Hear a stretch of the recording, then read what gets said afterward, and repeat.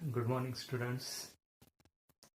आपण लास्ट लेक्चरला chemical bonding chapter start केलं. केमिकल बॉन्डिंग चॅप्टरमध्ये आपण टाइप्स ऑफ बॉन्ड्स डिस्कस करत होतो. त्यातला आपण पहिला बॉन्ड जो आहे हा प्रॉपरली स्टडी केला होता and that is ionic bond. आज आपल्याला त्याच्या पुढचा दुसरा बॉन्ड डिस्कस करायचा आहे. It is nothing but the covalent bond. Then the second important bond is the covalent bond. मग आता कोव्हॅलेंट बॉन्ड काय असतो? त्याच्या आधी आयोनिक बॉन्ड. आयोनिक बॉन्ड मध्ये आपण काय डिस्कस केलं? Ionic bond form due to complete transfer of electron. ज्यावेळेस इलेक्ट्रॉन हे कम्प्लिटली ट्रान्सफर्ड होतील, एक तर इलेक्ट्रॉन कम्प्लिटली दिले जातील किंवा इलेक्ट्रॉन हे कम्प्लिटली घेतले जातील.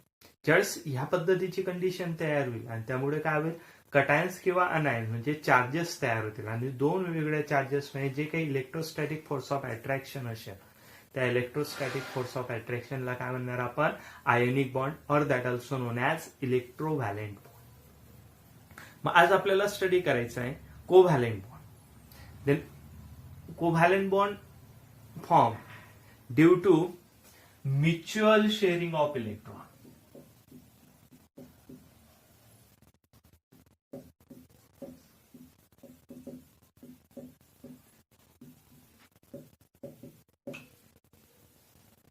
Mutual sharing of electrons. मग आता म्युच्युअल शेअरिंग म्हणजे काय?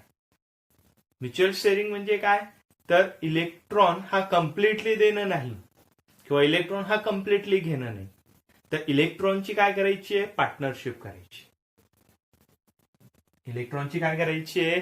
पार्टनरशिप. फॉर एक्झाम्पल मी जर HCl घेतला तर HCl ऍटम मध्ये काय आहे? हायड्रोजन. हायड्रोजनकडे आहे एक इलेक्ट्रॉन. दुसरा घेतला क्लोरीन. क्लोरीनकडे आहे 17 इलेक्ट्रॉन. जर हायड्रोजनचं इलेक्ट्रॉनिक कन्फिगरेशन घेतलं तर 1 एकच इलेक्ट्रॉन आहे म्हणून त्याचं इलेक्ट्रॉनिक कन्फिगरेशन 1 येईल. पण क्लोरीनचं इलेक्ट्रॉनिक कन्फिगरेशन घेतलं तर 2 8 7. क्लोरीनच्या आउटर मोस्ट सेलमध्ये आहेत 7 electrons. He need 1 electron to complete is octet. त्याचा ऑक्टेट पूर्ण करण्यासाठी त्याला एका इलेक्ट्रॉनची गरज आहे. हायड्रोजनकडे एक इलेक्ट्रॉन आहे. नियरेस्ट नोबल गॅस कन्फिगरेशन आहे हेलियम डुप्लेट. मग डुप्लेट कम्प्लीट करण्यासाठी त्यालाही एका इलेक्ट्रॉनची गरज आहे.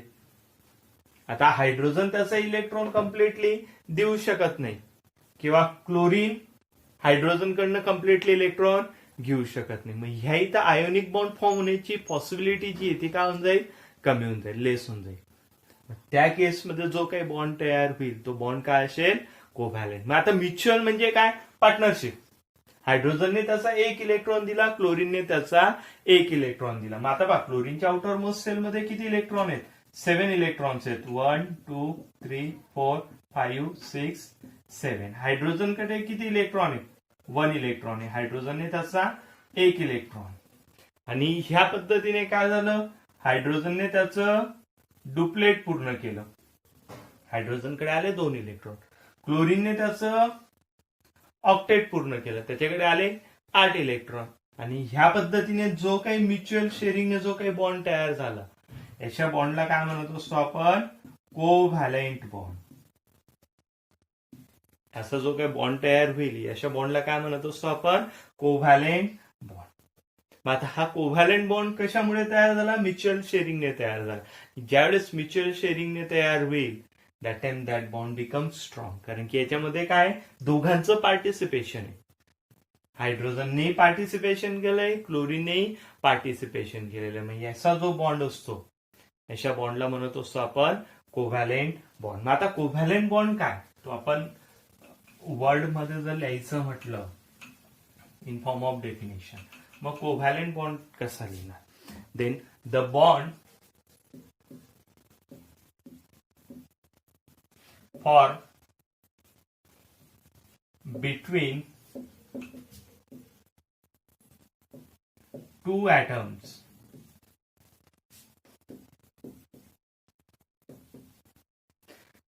the bond formed between two atoms due to mutual sharing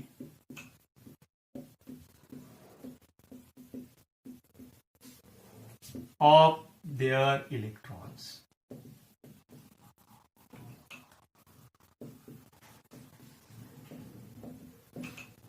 तर त्यांच्या इलेक्ट्रॉनची जी काही म्युच्युअल शेअरिंग असेल नोन ॲज कोव्हॅलेंट बॉन्ड. मग ही झाली कोव्हॅलेंट बॉन्डची definition. Covalent bond form between two atom by mutual sharing of electrons. ज्यावेळेस म्युच्युअल शेअरिंग ऑफ इलेक्ट्रॉन्स होईल त्यावेळेस जो काही बॉन्ड तयार होईल त्या बॉन्डला काय म्हणणार, कोव्हॅलेंट बॉन्ड. मग आता कोव्हॅलेंट बॉन्ड ज्यावेळेस तयार होईल त्यावेळेस एक महत्वाची गोष्ट, covalent bond always form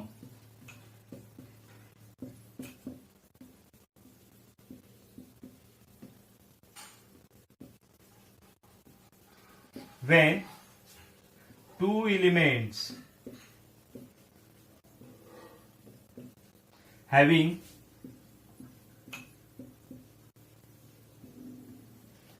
less difference in their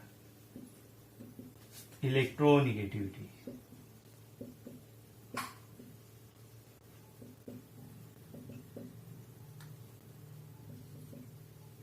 in their electronegativity. ज्यावेळेस इलेक्ट्रोनिगेटिव्हिटी डिफरन्स हा दोन इलिमेंट मध्ये कमी असेल किंवा तो झिरो असेल त्यावेळेस जो काही बॉन्ड तयार होईल हा काय असेल, कोव्हॅलेंट बॉन्ड असेल. मग आता आयोनिक बॉन्ड कधी तयार होईल, तर आयोनिक बॉन्ड तयार होण्यासाठी इलेक्ट्रोनिगेटिव्हिटी डिफरन्स हा कसा पाहिजे, हायर पाहिजे, लार्ज पाहिजे. ज्यावेळेस हाय इलेक्ट्रोनिगेटिव्हिटी डिफरन्स असेल त्यावेळेस कम्प्लीट ट्रान्सफर ऑफ इलेक्ट्रॉन होईल. आणि ज्यावेळेस इलेक्ट्रोनिगेटिव्हिटी डिफरन्स हा स्मॉल आहे किंवा झिरो आहे त्यावेळेस काय होईल, म्युच्युअल शेअरिंग ऑफ इलेक्ट्रॉन होईल. आणि ज्यावेळेस म्युच्युअल शेअरिंग ऑफ इलेक्ट्रॉन होईल त्यावेळेस कुठला बॉन्ड तयार होईल, कोव्हॅलेंट बॉन्ड तयार होईल. मग कोव्हॅलेंट बॉन्ड साठी कंडिशन काय, electronegativity difference may be less or zero. तो कसा पाहिजे, एक तर झिरो पाहिजे इलेक्ट्रोनिगेटिव्हिटी डिफरन्स किंवा मिनिमम पाहिजे, कमीत कमी पाहिजे. त्यावेळेस जो काही बॉन्ड तयार होईल तो बॉन्ड कुठला असेल, कोव्हॅलेंट बॉन्ड असेल. ओके. मग आता कोव्हॅलेंट बॉन्डचे प्रकार, then types of covalent bond. Then covalent bond further classified into two types. Covalent bond classified into two types. The first one is the polar covalent bond, and second is the non-polar covalent bond.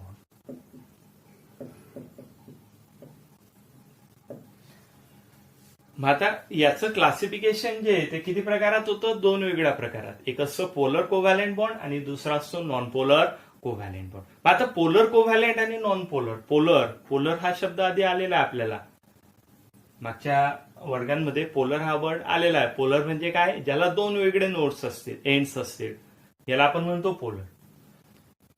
मग आता इथं polar कसं तयार होईल, then when two elements or atoms having difference in their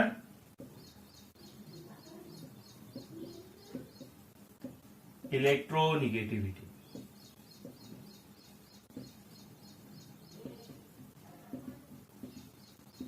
त्यावेळेस दोन इलिमेंटच्या electronegativity मध्ये difference असेल, म्हणजेच काय असेल, elements are or in dissimilar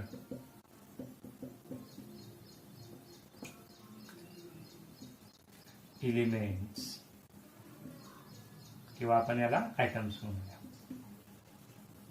in a dissimilar atoms. आता डिसिमिलर कसं, मग एचसीएल, एचसीएल मध्ये काय, आता आपण डायग्राम काढली होती लेव्हिस स्ट्रक्चर, हायड्रोजनचा 1 इलेक्ट्रॉन, क्लोरीनचे 7 इलेक्ट्रॉन्स. आता बघा क्लोरीनकडे 7 इलेक्ट्रॉन्स आहेत म्हणून त्याची ॲटॉमिक साईज स्मॉलर आहे, कारण की न्यूक्लिअर चार्ज जास्त आहे. न्यूक्लिअर चार्ज जास्त असल्यामुळे क्लोरीन काय करेल, हे दोघं इलेक्ट्रॉन स्वतःकडे पुल करण्याची टेंडन्सी ठेवेल, स्वतःकडे तो होण्याची टेंडन्सी ठेवेल आणि त्यामुळे काय होईल, इलेक्ट्रोनिगेटिव्हिटी जी आहे क्लोरीनची ही स्मॉलर आहे as compare to hydrogen. Hence chlorine having tendency to pull this electron or attract this electron toward itself. Hence, this shear pair of electron goes toward chlorine. That time chlorine shows partial negative charge. And if chlorine shows partial negative charge, that time hydrogen also shows partial positive charge. If there is partial charges formed, there formation of polar bond. तिथं काय तयार झाला, polar bond तयार झाला. Then this is known as polar covalent bond. HCl, HBr, H2O water molecule, HF, that are the examples of polar covalent bond. Then the second is the non-polar. आता non-polar म्हणजे काय, की जिथं polarity arise होत नाही, means there must be electronegativity difference between two atoms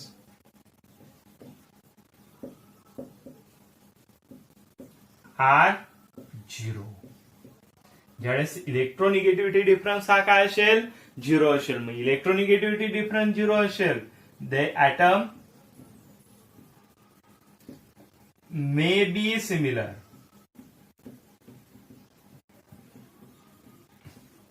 item हे कसे असतील, मोस्टली सिमिलर असतील. मग आता सिमिलर असतील म्हणजे काय असतील, आता जर मी एक क्लोरीन घेतला, क्लोरीनच्या आउटर मोस्ट सेल मध्ये किती इलेक्ट्रॉन्स आहेत, 7 इलेक्ट्रॉन्स आहेत. ओके, मी दुसरा एक क्लोरीन घेतला, त्याच्याकडेही किती इलेक्ट्रॉन्स आहेत, 7 इलेक्ट्रॉन्स आहेत. दोघांनी एक एक इलेक्ट्रॉन शेअर केला, म्युच्युअल शेअरिंग, कोव्हॅलंट बॉन्ड तयार झाला. ह्या क्लोरीनकडे 8 इलेक्ट्रॉन झाले, ह्या क्लोरीनकडेही 8 इलेक्ट्रॉन झाले. पण दोघांचा इलेक्ट्रोनिगेटिव्हिटी डिफरन्स कसा आहे, 0 आहे. दोघे इलेक्ट्रोनिगेटिव्हिटी कशी आहे, सिमिलर आहे. म्हणून हा इलेक्ट्रॉन ना इकडे जाणार ना इकडे जाणार, म्हणून इथं share pair of electron attract करण्याची टेंडन्सी काय होऊन जाईल, 0 होऊन जाईल. That time there will be no formal charges. तिथं कुठल्याच प्रकारचे फॉर्मल चार्जेस तयार होणार नाही.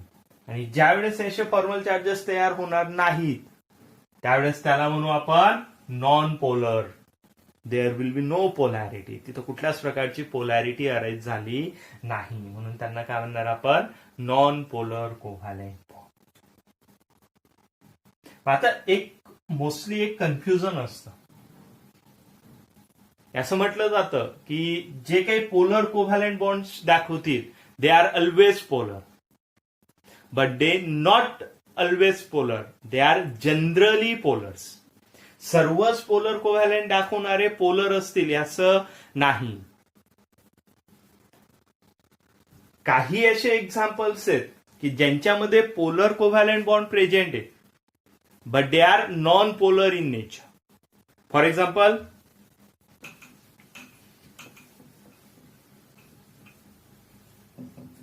CCl4 carbon tetrachloride. आता कार्बन टेट्राक्लोराइड मध्ये काय, सेंटरला कार्बन आहे, इकडे क्लोरीन आहे, it will be surrounded by 4 different chlorine आहेत. आता क्लोरीनची इलेक्ट्रोनिगेटिव्हिटी जास्त आहे, म्हणून त्याने पार्शियल पॉझिटिव्ह निगेटिव्ह चार्ज घेतला. कार्बनकडे आला पार्शियल पॉझिटिव्ह चार्ज. किती पोलर बॉन्ड आहेत, it having 4 different polar bonds. पण जर याची डायपोल मोमेंट पाहिली, याची पोलॅरिटी पाहिली, that time dipole moment is 0.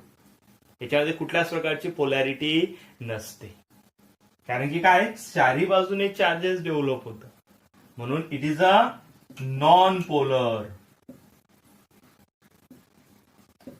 म्हणजे आता एक गोष्ट लक्षात ठेवा की polar bond, polar covalent bond असेल तर तो कायम पोलर कंपाऊंड राहणार नाही.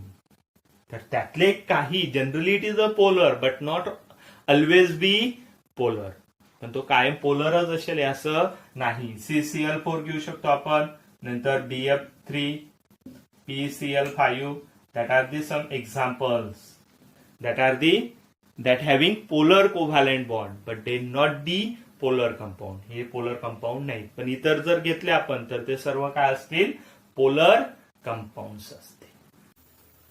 आपण ज्यावेळेस कोव्हॅलेंट बॉन्ड आणि आयोनिक बॉन्ड स्टडी केले, त्यावेळेस एक सर्वात महत्वाची गोष्ट त्याच्यात आली ती म्हणजे काय, तर प्रत्येक इलिमेंटच्या किंवा ऍटमच्या शेवटच्या सेलमध्ये 8 इलेक्ट्रॉन पूर्ण करण्याची गरज. आपण आयोनिक बॉन्डचं एक्झाम्पल घेतलं, जिथं कम्प्लीट शेअर ट्रान्सफर झाला इलेक्ट्रॉनचा, त्या ठिकाणी 8 इलेक्ट्रॉन शेवटच्या सेलमध्ये तयार झाले. आपण म्युच्युअल शेअरिंग घेतली कोव्हॅलेंट बॉन्ड, त्याच्यामध्ये 8 इलेक्ट्रॉन जे आहेत ते शेवटच्या सेलमध्ये आले. जे शेवटच्या सेलमध्ये 8 इलेक्ट्रॉन येणं is the one of the important thing, and that will explain by Lewis, that known as octet rule. Already तुम्ही लास्ट इयर 10th मध्ये ऑक्टेट रूल स्टडी केलेला आहे, त्यामुळे आपण त्यात काही खूप ब्रीफली स्टडी करणार नाही. पण ऑक्टेट रूल म्हणजे काय, एलिमेंट और item having 8 electrons in their outermost cell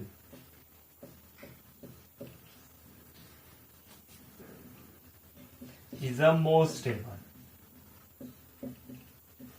किंवा त्यालाच आपण दुसऱ्या भाषेत काय म्हणू शकतो, it acquire nearest Nobel gas configuration.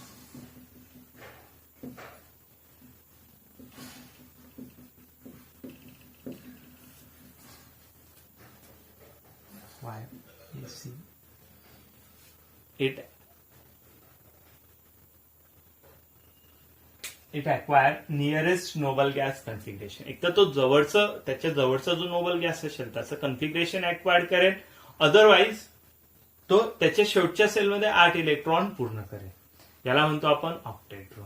पण हा ऑक्टेट रूल मध्ये बरेचसे लिमिटेशन्स आहेत, आपल्याला लिमिटेशनवर थोडं कॉन्सन्ट्रेट करायचंय. लिमिटेशन्स, द नेक्स्ट limitations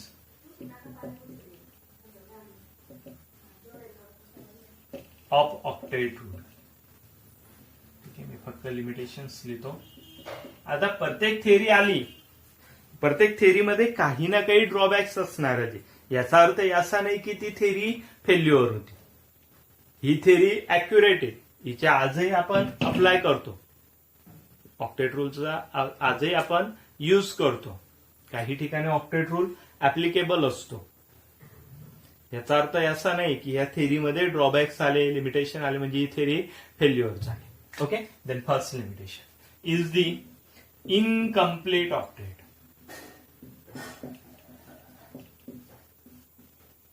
आता नावातच सर्व काही आहे, इनकम्प्लीट. ऑक्टेट म्हणजे काय, 8 इलेक्ट्रॉन. इनकम्प्लीट म्हणजे अपूर्ण, म्हणजे ज्याच्याकडे 8 इलेक्ट्रॉन पेक्षा कमी इलेक्ट्रॉन्स आहेत. याचं आपल्याला काय करायचंय, एक्झाम्पल घ्यायचंय. म्हणून मी पहिले एक्झाम्पल घेतो, BeCl2, बेरिलियम डायक्लोराइड. मग BeCl2 मध्ये इलिमेंट कोण आहे, बेरिलियम. बेरिलियमचा ऍटॉमिक नंबर घेतला तर 4, त्याचं इलेक्ट्रॉनिक कन्फिगरेशन काय येईल, 2, 2. It having 2 electron in is outer most shell. Next, chlorine atomic number 17, electronic configuration 287. Then what happened? Chlorine need 1 electron to complete its octet, but bromine needs 6 electron. And not bromine, it is beryllium. Beryllium doesn't have tendency to gain 6 electron or doesn't have tendency to lose 2 electron. तो 2 electron डोनेटही करू शकत नाही आणि 6 electron गेनही करू शकत नाही. म्हणून beryllium generally tendency काय दाखवतो, शेअरिंगची टेंडन्सी दाखवतो, की तो त्याचे 2 इलेक्ट्रॉन त्याने काय केले, 2 वेगळ्या क्लोरीन ऍटम सोबत शेअर केले. क्लोरीनचे 7 इलेक्ट्रॉन, बेरिलियमचा 1 इलेक्ट्रॉन. ह्या पद्धतीने क्लोरीनचं डुप्लेट पूर्ण झालं. क्लोरीनचे 7 इलेक्ट्रॉन आणि बेरिलियमचा 1 इलेक्ट्रॉन, ह्या पद्धतीने त्याचं ऑक्टेट पूर्ण झालं. आता अबाउट द बेरिलियम, पण बेरिलियमचे स्वतःचे 2 इलेक्ट्रॉन आणि 2 वेगळ्या क्लोरीन पासून 2 इलेक्ट्रॉन, ह्या पद्धतीने त्याच्याकडे फक्त किती इलेक्ट्रॉन झाले, 4 इलेक्ट्रॉन झाले. किती इलेक्ट्रॉन झाले त्याकडे? फक्त 4 इलेक्ट्रॉन. पण ऑक्टेट रूल काय सांगतोय की minimum 8 electron in their outer most shell. याच्या आउटर मोस्ट सेल मध्ये 4 आले म्हणजे हा ऑक्टेट रूल ओबे करतोय का? नाही. Then according to the octet rule it is a unstable. Then in BeCl2 molecule, beryllium atom having only 4 electrons in their outermost shell.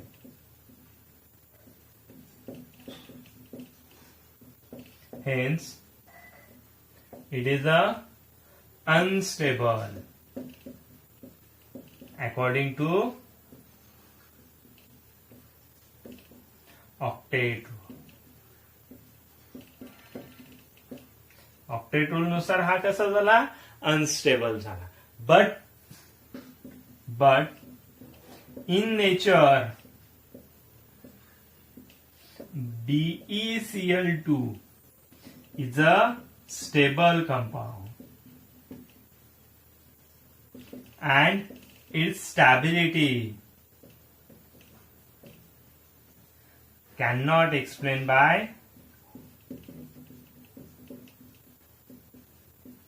octet rule. आणि त्याची जी स्टॅबिलिटी, ही स्टॅबिलिटी ऑक्टेट रूलला एक्सप्लेन करता आली नाही. कारण की ऑक्टेट रूल नुसार 8 electron पाहिजे, त्याच्याकडे फक्त किती इलेक्ट्रॉन्स होते? 4 इलेक्ट्रॉन. म्हणून it is the example of incomplete octet. The second example is a BF3 boron trifluoride. Second example is the BF3. आता BF3 बोरॉनचा atomic number 5, electronic configuration 2,3, फ्लोरीनचा atomic number 9, electronic configuration 2,7. Fluorine आणि fluorine आणि chlorine यांच्यामध्ये similarity आहे. दोघांकडे शेवटच्या सेलमध्ये 7 electron आहे. यांना एकाच इलेक्ट्रॉनची गरज आहे, त्यामुळे ते कुठेही एक सिंगल बॉन्ड तयार करायला रेडी असते. पण बोरॉनकडे आहेत 3 इलेक्ट्रॉन, म्हणून बोरॉन काय करेल? त्याचे जे 3 इलेक्ट्रॉन आहेत shared with 3 different fluorine atoms. First fluorine, second fluorine, third fluorine. फ्लोरीनकडे ऑलरेडी किती इलेक्ट्रॉन्स आहेत? 7. त्यांनी एक तिकडे दिला आणि उरलेले 6. ह्या पद्धतीने हा फ्लोरीनचं काय झालं? ऑक्टेट पूर्ण झालं. या फ्लोरीनचं पण काय झालं? ऑक्टेट पूर्ण झालं. या फ्लोरीनकडे किती इलेक्ट्रॉन्स आहेत? 7. आणि बोरॉनचा 1. किती झाले? 8 इलेक्ट्रॉन झाले. पण मी जर बोरॉन बद्दल विचार केला तर बोरॉनकडे फक्त किती इलेक्ट्रॉन आले? 6 इलेक्ट्रॉन्स आले. कितीची गरज आहे? 8ची गरज आहे. म्हणजे it having lack of 2 electrons to complete octet. Octet पूर्ण करण्यासाठी त्याच्याकडे किती इलेक्ट्रॉनची गरज आली? 2 इलेक्ट्रॉनची गरज आली. Hence it is a unstable by octet rule. म्हणून हा ऑक्टेट रूल नुसार कसा झाला? अनस्टेबल झाला. But naturally in nature BF3 is a stable. BF3 is a stable and its stability cannot explained by octet. Octet रूलला ही याची stability सांगता आली नाही की 6 इलेक्ट्रॉन असल्यावर हा का स्टेबल आहे, 4 इलेक्ट्रॉन असल्यावर BeCl2 का स्टेबल आहे. म्हणजे इलेक्ट्रॉनची संख्या ही जेवढी पाहिजे त्यापेक्षा कमी आहे, तरी हे इलिमेंट, हे कंपाऊंड मॉलिक्यूल हे स्टेबल कसे? तर हे ऑक्टेट रूल एक्सप्लेन करू शकला नाही. Then this is the incomplete octet. Same as second limitation is a expanded octet. Second limitation is a expanded octet.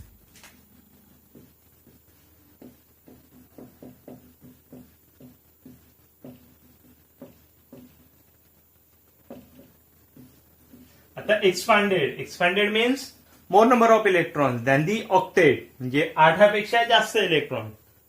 Example is the PCl5. Phosphorus, atomic number is the 15. Electronic configuration 285. Phosphorus having 5 electrons in his outermost cell.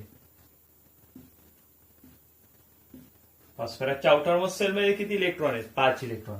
5 electron काय केले? 5 chlorine सोबत share केले. First chlorine, ठीक आहे, second chlorine, third chlorine,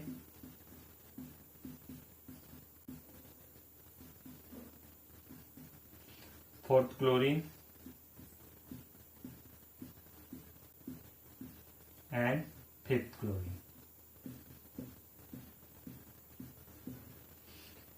फॉस्फरसकडे किती electron झाले? त्याचे 5 आणि 5 वेगळ्या क्लोरीनचे 5. किती इलेक्ट्रॉन झाले टोटल?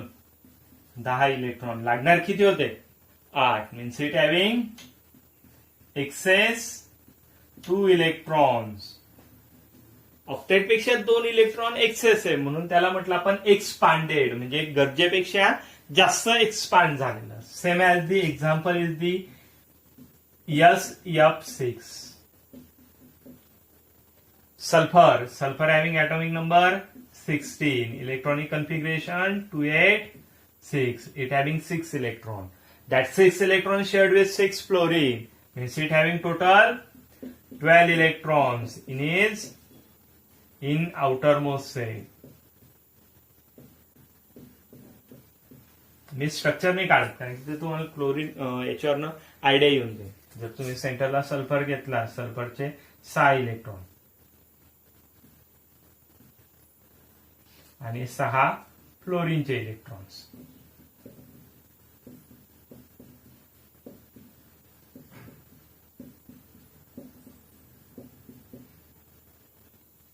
टोटल इलेक्ट्रॉन झाले त्याच्याकडे 12.